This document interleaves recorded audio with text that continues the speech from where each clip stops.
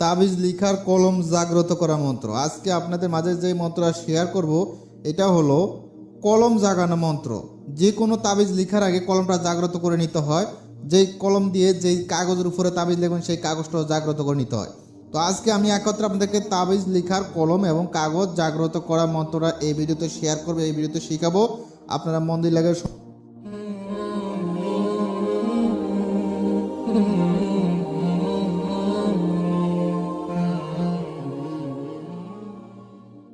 মন্ত্রটি বলতেছি, আপনারা মন্ত্রটা মন দিয়ে লাগে শুনবেন। আমি যেভাবে উচ্চারণ করে ঠিক এভাবে উচ্চারণ করতে হবে। উচ্চারণ ভুল হলে কিন্তু কাজ হবে না, ঠিক আছে? আমি উচ্চারণ করে বলতেছি, আপনারা শোনেন মন দিয়ে লাগিয়ে। স্ক্রিনে কিন্তু মন্ত্র আমরা দেখতে পাচ্ছেন, ঠিক আছে? স্ক্রিনে কিন্তু মন্ত্র আপনারা নিজেও দেখতে পাচ্ছেন।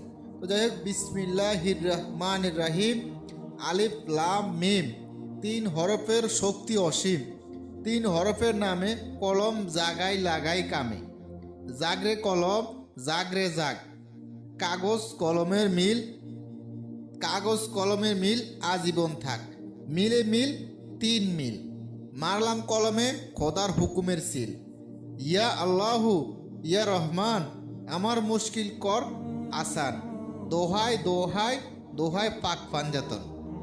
তো ভিউয়ার্স, আপনাদের সুবিধার্থে মন্ত্র আবার বলতেছি, একটু মন দিয়ে লাগে শোনেন।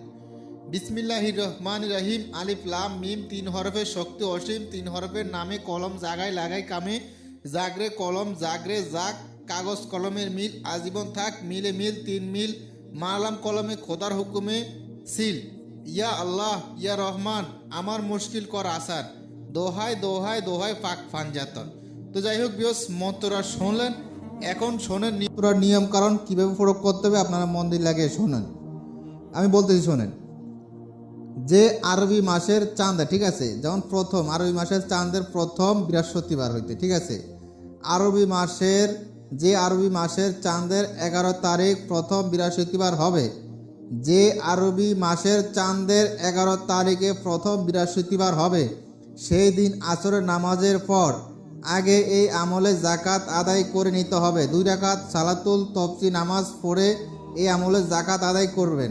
তারপর ওই বৈঠকে, ঠিক আছে, ওই বৈঠকে 11টা আগরবাতি জ্বালিয়ে বড় পীর সাহেবের নামে মুনাজাত ফাতেহা দেবে।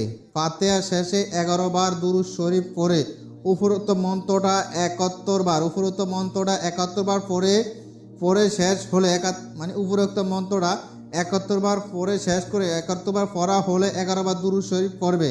তারপর নবী রাসূল সাল্লাল্লাহু আলাইহি ওয়াসাল্লামের এমনকি পীর ফয়কাম্বদের ওদের দোয়া বকশিস দিবে, ঠিক আছে, দূরত্বের উপরে মিলাদের মতো নাকি একটু মিলাদুন নবী করবেন।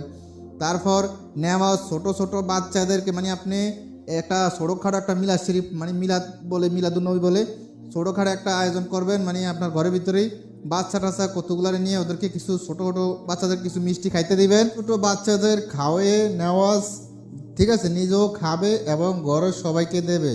নেওয়াজ অর্থ মিষ্টি জাতি তবরক, ঠিক আছে, মিষ্টি কিনবেন আর কি, মিষ্টি কিনে দুরূদ শরীফ এগুলো সব কিছু পড়বেন। পড়া পরে মন্ত্র জাকাত আদায় হয়ে যাবে। তারপর আপনি কোনো তাবিজ কবজ কোনো তাবিজ কবজ আমলে বসবেন। আমলে বসার আগে এই মন্ত্র 7 বার পড়ে কলমে ফু দিবেন। তারপর কাজ করবেন। প্রতিটা কাজে আপনাকে এই মন্ত্রের মুয়াক্কেলের সাহায্য করবে। প্রতিটা যে কোনো কাজ করবেন এই মন্ত্রের মুয়াক্কেলগুলো আপনার কাজে সাহায্য করবে। আপনার তাবিজে কোনো ভুল ভ্রান্তি হবে না, আপনার কাজে সাহায্য করবে, আপনার কাজে কোনো ভুলভ্রান্তি হবে না। আপনি যে কোনো তাবিজ লিখবেন আপনার কাজে লাগবে। আপনি যে কোনো তাবিজ লিখবেন আপনার সাথে সাথে কাজ হয়ে যাবে। এই মন্ত্রের মুয়াক্কেলগুলো আপনাকে এই ব্যাপারে সাহায্য করবে, ঠিক আছে। আপনি তাবিজ যখন লিখবেন তখন এই মুয়াক্কেলগুলো আপনাকে সাহায্য করবে। আরেকটা কথা হলো, নেওয়াজ বা সিন্নির সাথে 1 গ্লাস পানিও রাখবেন। ফাতিহা শেষ হলে ওই আসনে নিজে এমনভাবে ফেরেশতা মুয়াক্কেলদের একটা সালাম দিয়ে প্রথমেই পানি গ্লাস হাতে নিয়ে সম্পূর্ণ পানি নিজে খাবেন, কাউকে দেবেন না। তারপর আপনি মিষ্টি তবরক যা আছে সবাইকে ছোটো বাচ্চাদেরকে খেতে দিবেন। মূলত কথা আপনাদেরকে বুঝিয়ে বলি শোনেন।